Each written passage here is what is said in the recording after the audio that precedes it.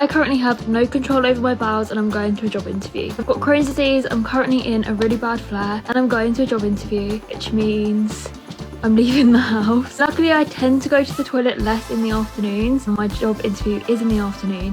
However, there's still a chance that I'm gonna need to go. An accident might happen. So here's what I packed to make sure I feel as comfortable as I can in a situation which I don't have much control over. When I first got poorly at 16, I still had to go to school and my mum very kindly made me this little pack. So I'm gonna use some of the stuff from here. Wipes. If I have an accident, it'll clear me up. We've got some tissues, although I'm sure the toilets have tissues, but just in case. I'm taking some spray. I'm taking 2 types. This is for my clothes. This is for the toilet in case I need to go. It's just essential because things can go down. I'm also taking spare pants. Yes, they're granny pants. I'm also wearing granny pants today. It just gives you a little bit added protection. I have had an accident in a thong before and it just makes it messier. I just went to get some nappy bags. Also gonna take a sanitary towel. Now this is my biggest life hack. When I'm in a flare and if I have to go out and I think I might have an accident, I put this over my bum.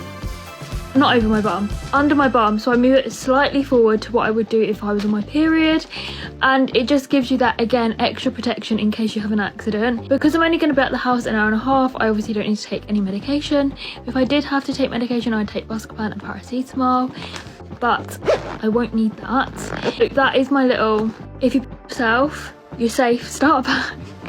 I've got to say hand sanitizer. Telling someone you have a chronic illness like Crohn's disease completely out of the blue, or like just anyway, can feel quite weird and random because firstly you have the layer of anxiety of not knowing how that person's going to react. You also have the extra layer of not wanting to feel like a burden, also not wanting to feel like you're making it all about you, not wanting to feel like you're attention seeking. These are all things that I've experienced and it's really hard because you also then don't want to be seen differently. Like my biggest thing is I worry when telling people is that they're only going to see my illness. Good thing is for me personally is because I post about it online, people just tend to find out without me having to share, which is quite nice because if you're like messaging anyone or you know somebody starts following you, especially if like it's somebody that you're attracted to, it can feel quite weird to like bring that up. So if they already know, it's already out there.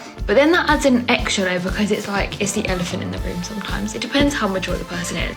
Honestly, I always say honesty is the best policy. I think that just being open and honest with that person is gonna be the best for everyone because you don't want that person feeling like they've been left in the dark or questioning things. Obviously, it's down to you. It's completely up to you how much and what you share, but you don't want that person to feel like, oh, I wish I'd have known. And also, I think I see my illness as like, it clears out all the red flags. So if I'm friends with somebody or I like somebody or I've just started messaging a guy that I think is quite attractive, if they find out about my illness and start acting weird, I know they're a walking red flag and it gets rid of them before we're like a couple of months down and I already like them. So it kind of clears that straight away. So I see it as a bit of a blessing because you can tell what sort of person somebody is by how they react. Like you would be surprised how weird people get about it. Like some people just ignore it. Like they would ask you a question about it, you tell them and then they just ignore the fact that that's like conversations happened. Some people do find it disgusting, unfortunately, and you know, I can't change that. So yeah, but then there's really nice people out there that really support you as they should and don't see you any differently, but also see you as stronger, which is like, it's a nice added bonus. This woman has quite a hard life, I guess, at times. You know, I didn't expect to be watching somebody who can't control their bowels today. And it's, yeah, obviously she got this, unfortunately, Crohn's disease. When you put it weird, that obviously she just herself constantly, it's just like, wow, okay.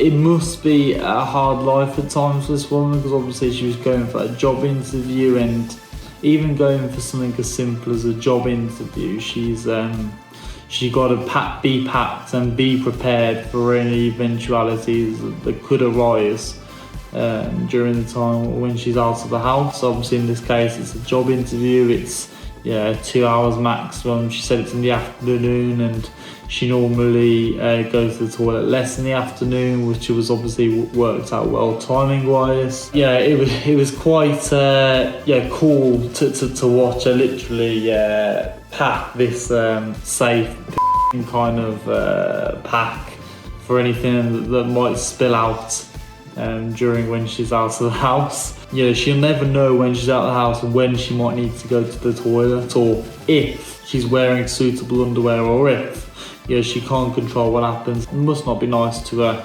go through that situation, because imagine if you're on a long car journey, you're driving down the freeway, down the highway, down the motorway, and you're on a 3-hour journey, and you're about to go, you really need the toilet and you're about to go, but the nearest toilet is another 15 minutes down the road. Like, what would you do in that type of situation? So it definitely limits possibly some things that this woman's able to do, but nonetheless she seemed quite upbeat about it, and she still continues to live her life the way that she wants to live her life, and is not letting it stop now. From a dating point of view, I can definitely understand that she'll be cutting some frustrating figures at times, because it's no good telling people about your chronic illness 2 months down the line. They need to know there and then, because for some people it is a game changer, and unfortunately that's just the world that we live in.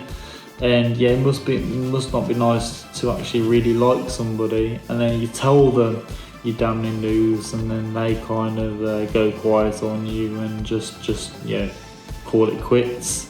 That must not be a nice feeling at all. So I really do hope that this woman one day on her dates finds someone that's right for her, and someone that is okay and isn't really too phased about her unfortunate chronic illness of herself.